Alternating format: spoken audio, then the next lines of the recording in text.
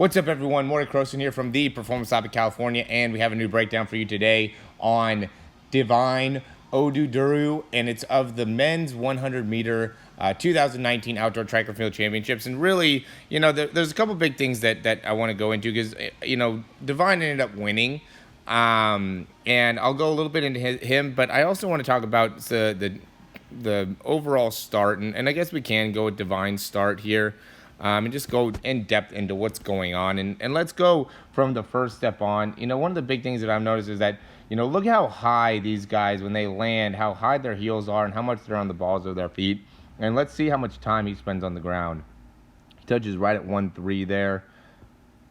16.13. And I'm just going off of the time lapse. And then he's off. So it's 16.13. And then he's off at about 16.30, a little bit after 29. So it's about a 0.17 contact time.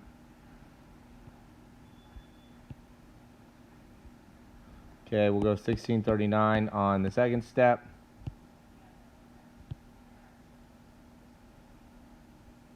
We'll go for 16.51. So that's about a 0.14.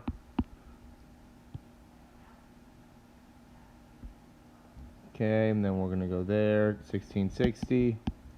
This step. Probably about 1675 is when he's off here. This is about 0.15. We'll get this last step here, 86. Probably off it.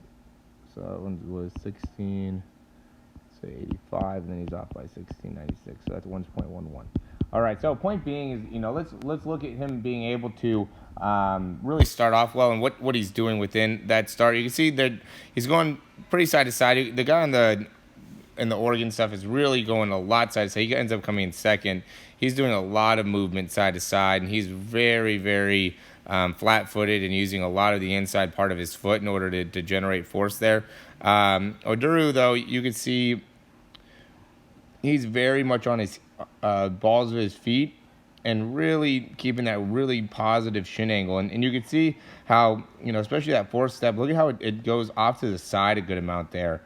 Okay, so these first steps, or I guess the second step goes off to the side too. That step's pretty straight, but look at that shin angle when it lands. And then when he comes off to the side, so that shin angle is just very, very forward, right? He does a very good job creating, having very forward spine angle. And then this next one, pushing off to the side, you can see where, the leg is going more sideways than it is straight ahead. And that makes it so he can land a little bit more on the heel, but he's still very much on the ball of his foot, which makes it so he's able to push off that leg very quickly. Again, landing here, has a good amount of bend in the knee, and is able to, and has a very forward shin angle. And then we'll compare that to as he gets into the race. Now look at where he's landing, right? And this is the biggest thing. And working with so many guys, right? And just everybody wants to get faster. And the more that we've been able to get into detail of the transition time and the contact time, the faster we've been able to make people get really good results. The big thing that we work on is how you start, how you drive, your start phase, right? So that beginning part, first two steps is how I define that. A drive phase, which is steps 3 through, it could be 12 to 15. Or it could even be to 10, depending on the type of athletes. And then the top-end speed phase, which is the rest of your run. Okay, and when you watch the top-end speed phase, what the big thing that stands out is you just have to have a great ability to be able to drive off the back leg, transfer your leg through, extend the leg out, and pull your leg underneath you. It's not a very complex thing, but look how he lands. And, he still has a slight bend in the knee, but you can see how the shin angle is a lot different here when he's landing than when it is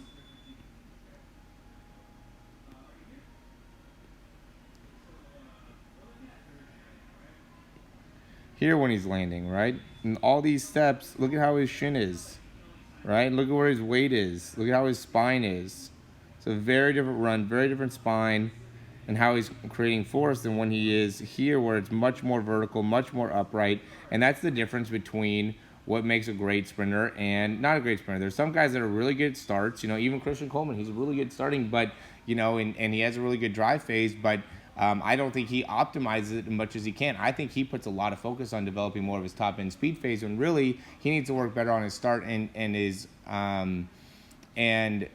his drive phase in order to make it so then he'll be able to maximize his top end speed phase. If you are dying in your top end speed phase, it's not because you don't have enough endurance, it's because you're not starting correctly. You're not, you're not going through your drive phase correctly. And he is really, really good there, but I still don't think he's fully optimized in that part of his run. If he started working on that and really improving there, he'd be able to make a big improvement in his run. So I just want to give you guys some food for thought here. I'd made a video about this on the 40 as well, but I think by doing these videos, it's a little bit more, gets a little bit more attention, and I'm really just trying to help you guys. So, check out the 100-meter dash. We can go into all the different runners. There's a lot of different guys that run a lot of different really good times, but the big thing that ended up standing out here with Divine and his run was his ability to get out of that start phase really quickly, transition into get out of the start phase and then transition into the drive phase, and then from the drive phase be able to get that great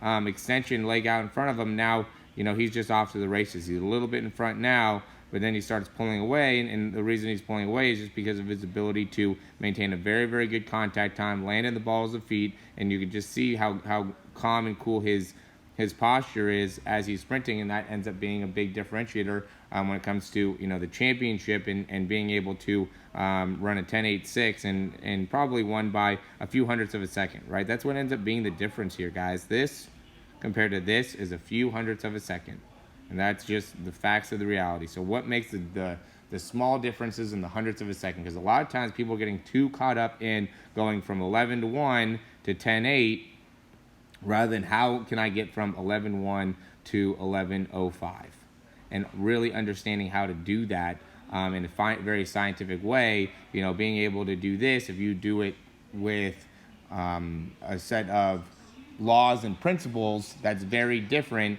than if you go from here to here by just some guesswork. So I hope that makes sense. I'd check out some of our programs. We have a big 40-yard program that's going on right now. If you guys are looking to get faster in the 40, sign up for that, get started, and we'll talk to you soon. Thanks for watching this video. I hope you really enjoyed it, and if you did, you can subscribe down below, and that way you can get updates on any of the new videos that we get. Also, if you want to, you can check out some of our other breakdowns for speed and throwing. We have exercises, also jumping mechanics videos, a lot of great stuff within our channel. Hope you enjoy.